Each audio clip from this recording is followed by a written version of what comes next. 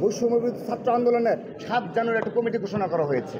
সেই কমিটির মাধ্যমে তারা যদি ছাত্র রাজনীতি পরিচালনা করতে পারে এবং শিবিরের কমিটি রয়েছে, আমরা যত অবগত রয়েছি, এই শিবির এবং বৈষম্যবিরোধী ছাত্র আন্দোলনের ব্যানারে যদি ছাত্র রাজনীতি কুয়েটে প্রচলিত থাকতে পারে, তো আমার ছাত্র দলের সমর্থকরা যদি একটি সদস্য ফরম নিয়ে থাকে, এটিকে তারা খুব গুরুতর অপরাধ করেছে।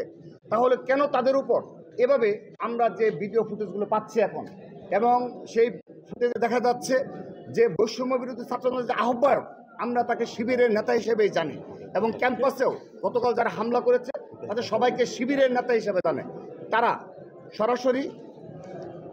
সরাসরি গিয়ে হামলা চালালো এবং বিনা কারণে কোনো কারণ নেই।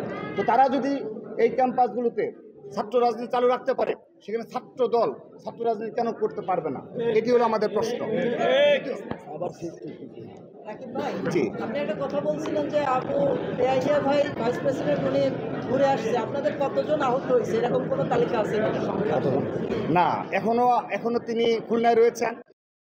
বলেছি যারা আহত হয়েছে সে যেই হয়ে থাকুক, জেনারেল স্টুডেন্ট যারা রয়েছে, এলাকাবাসী যারা রয়েছে, সবার যেন খোঁজ নেওয়া হয়। আমি আপনাদের এখান থেকে একটা আশ্বাস দিতে চাই, আমরা এখনও সেই জুলাই আগস্টের যে আন্দোলনের মাধ্যমে আমরা যে এক এবং ঐক্যবদ্ধ একটি ছাত্র সংগঠন হিসাবে সকল ছাত্র সংগঠনের সাথে এক এবং ঐক্যবদ্ধভাবে বাংলাদেশ বিনির্মাণের আমরা যে অঙ্গীকার করি, এই বৈষম্য বিরোধী নামধারী যদি প্রতিটি বিভিন্ন ক্যাম্পাসে, অল্প কিছু সংখ্যক ক্যাম্পাসে যেখানে গুপ্ত সংগঠনের নেতা কর্মীরা ক্যাম্পাসে ছাত্র রাজনীতি থাকবে না বলে যে অপপ্রচার চালায়, এবং সেজন্য তারা যে গ্রাউন্ড ওয়ার্কগুলো করে সোশ্যাল মিডিয়ায়, পরবর্তীতে যখন তারা ব্যর্থ হয় এবং ছাত্র দলের জনপ্রিয়তা বলেন, অপর ছাত্র সংগঠনের জনপ্রিয়তা বলেন, যখন ব্যর্থ হয় তখন দেখা যাচ্ছে তারা শিবির হিসেবে আত্মপ্রকাশ করে।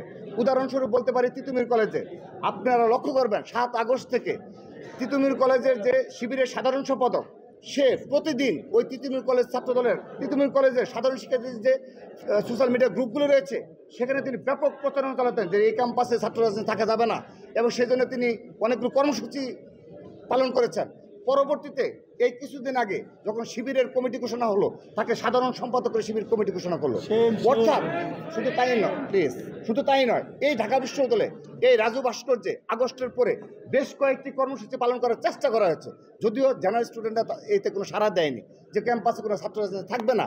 কিন্তু পরবর্তীতে শিবির যখন আত্মপ্রকাশ করলো, তাদের কমিটি ঘোষণা করলো, সেখানে দেখা যাচ্ছে সেখানে উল্লেখযোগ্য সংখ্যক এই যারা ক্যাম্পাসে রাজনীতি থাকবে না তারাই শিবিরের নেতাকর্মী হিসেবে আবির্ভূত হচ্ছে। এরকম আমাদের বেশ কিছু ক্যাম্পাসে এক্সাম্পল আমরা পেয়ে যাচ্ছি। সাধারণ শিক্ষার্থীদের এত বোকা ভাবা ঠিক না। সাধারণ শিক্ষার্থীরা যথেষ্ট মেধাবী, সচেতন এবং রাজনৈতিক সচেতন রয়েছে বিদায় জুলাই আগস্ট সফল হয়েছে।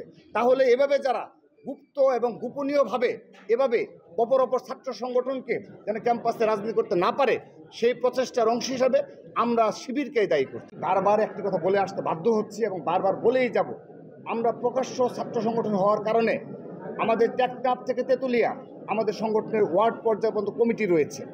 এখন সেই ওয়ার্ডের একজন কর্মীর দায়ও কিন্তু আমরা নিচ্ছি, আমরা অস্বীকার করছি না যে না সে একটি কর্মকাণ্ড করেছে, এটা ওয়ার্ড পর্যায়ে নেতা কিংবা আরও তৃণমূলের একটি নেতা, আমরা এটাকে এত বড় করে দেখি না। বিষয়টা সেরকম নয়। সেই বিষয়টি দেখবেন আপনারাই অনেক বড় করে মিডিয়াতে আসছে এবং সোশ্যাল মিডিয়া গ্রুপগুলোতে নিষিদ্ধ ঘোষিত কিংবা কেউ না কেউ এগুলোকে অনেক বড় করে দেখাচ্ছে। আমরা কিন্তু সেগুলোকে কী করছি না, আমরা কিন্তু সাথে সাথে ব্যবস্থা নিচ্ছি।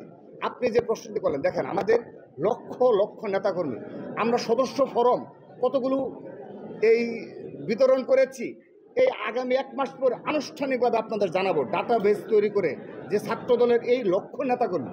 এখন সেখানে একটা ছোট একটা ইউনিটে কিংবা কেউ যদি এই ধরনের কোনো স্লোগান দিয়ে থাকে, আমরা তাকে তাৎক্ষণিকভাবে নিবৃত্ত করব, এবং আগামীতেও যদি এই ধরনের কোনো এই আমাদের যেটা আমাদের সাথে যায় না, এবং আমরা একটা নতুন ধারা ছাত্র রাজনীতি চালু করছি, সেখানে এই ধরনের একেবারে লক্ষ লক্ষ নেতাকর্মীর মাঝে 1 কিংবা 2টা এক্সাম্পল আপনি দিতে পারছেন, আপনি উল্লেখ করেছেন, আমরা সেটাও পুরোপুরি নিরুৎসাহিত করি। এবং কখনো এই ধরনের স্লোগান না, এই ধরনের কোনো মানসিকতা আমরা পোষণ করি না।